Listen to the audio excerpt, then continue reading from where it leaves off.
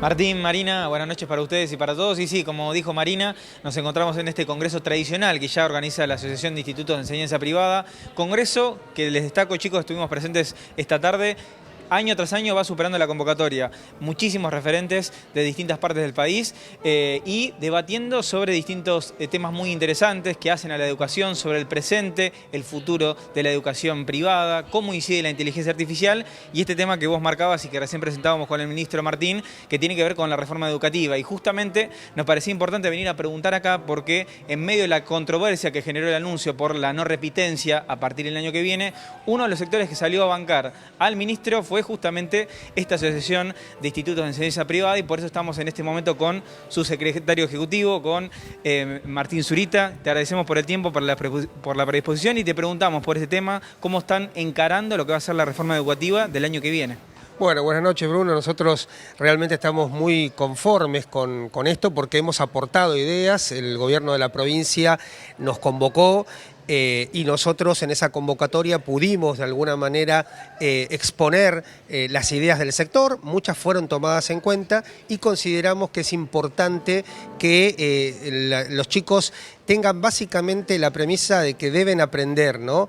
El tema de la repitencia es un tema que ha estado fuera de foco durante mucho tiempo y nosotros consideramos que tenemos que poner el foco en que el alumno aprenda, básicamente. Por eso apoyamos esta reforma y estamos trabajando fuertemente con los equipos directivos para ver cómo se implementa. Martín, ¿cómo estás? Martín Dantas te saluda. A comienzo de año recuerdo que dialogamos sobre lo que iba a ser este 2024 y quizás lo complejo, ¿no?, para las instituciones privadas poder afrontarlo en el marco de esta crisis. Ya ha transitado el primer cuatrimestre, en comienzo obviamente y ya desarrollándose el segundo. ¿Cómo está hoy la situación? Martín, nosotros este año estamos mejor que el año pasado en muchos aspectos. Por ejemplo, la morosidad bajó, estamos en un 11% aproximadamente. Creemos que el tema voucher ha ayudado a muchas familias que, si bien no eran montos que alcanzaban a cubrir la cuota, sí fueron suficientes como para que la morosidad pueda disminuir, así que en ese sentido hay un alivio en el sector, pero bueno, se mantienen algunas cuestiones que tienen que ver con los aranceles, etcétera, que vienen atrasados y bueno, eso siempre es algo que estamos reclamando que pueda emparejarse y actualizarse para que las escuelas que están pasando mayores dificultades económicas, bueno, puedan estar a tiro con esto, ¿no? Zurita, Marina lo saluda, recién hablaba de los aranceles, ¿se viene un aumento en el mes de septiembre y ese aumento a ustedes les trae un alivio?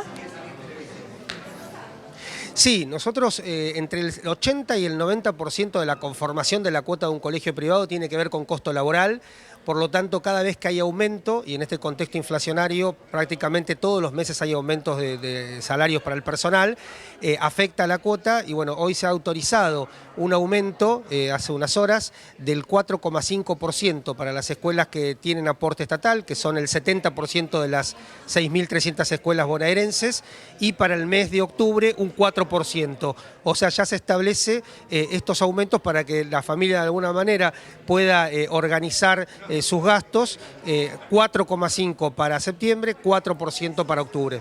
Bien.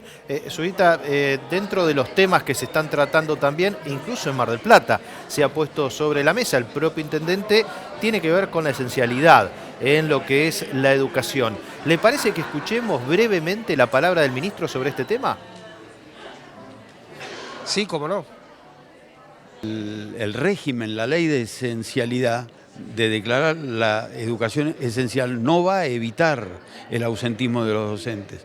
Por eso nos gustaría que la Nación destinara recursos que no los destina, porque deserta de sus obligaciones, para ver si podemos hacer un trabajo fuerte para todas las provincias, porque no es solo un problema bonaerense la discontinuidad educativa. La discontinuidad se produce por el ausentismo, tanto de docentes como de estudiantes. Bueno, en eso tenemos que trabajar, no es solo un problema bonaerense, es un problema argentino y regional, y no nos parece que la ley resuelva ese problema. La palabra del ministro respecto a este tema, ¿no? ¿Cuál es la opinión que tienen desde el sector? Bueno, nosotros desde AIETBA fuimos convocados por diputados cuando se trataba el proyecto de esencialidad nosotros apoyamos el proyecto de esencialidad porque creemos que es importante que se tome en la discusión pública a la educación como algo importante y que se valore en realidad esta situación que es la afectación de un derecho, que es el derecho de aprender que tienen todos los niños, niñas, adolescentes de la República Argentina y que lamentablemente por la cantidad de huelgas muchas veces se ve lesionado. Así que creemos que eso tiene que ponerse en un foco. Por un lado está el derecho a huelga de los docentes, pero por otro lado está el derecho superior del niño a recibir educación y creemos que es importante. El ministro recién hablaba sobre el ausentismo docente, el ausentismo de alumnos, son dos temas que son realmente importantes para que todos los días haya clases para todos los estudiantes de la Argentina. Recordemos que hay provincias como Santa Cruz, como Chubut, que han tenido prácticamente meses sin tener clases y realmente esto es algo que no nos podemos dar el lujo como argentinos y como sociedad de que pase. Por eso creemos que esta ley es un primer paso para trabajar sobre un tema tan importante. Muy bien, Zurita, siempre hablamos de educación y quizás nos preguntamos cuáles son los desafíos o los problemas que tenemos que enfrentar. ¿Qué se puede decir al respecto desde la educación privada hoy? Bueno, hay muchos desafíos, creo que el principal tiene que ver con la alfabetización. La alfabetización, los alumnos, hay muchísimos estudios que no comprenden, la mitad de los alumnos de tercer grado no comprenden lo que leen, los chicos llegan a la universidad con muchísimas falencias y finalmente la universidad le echan la culpa a la secundaria a la primaria al jardín.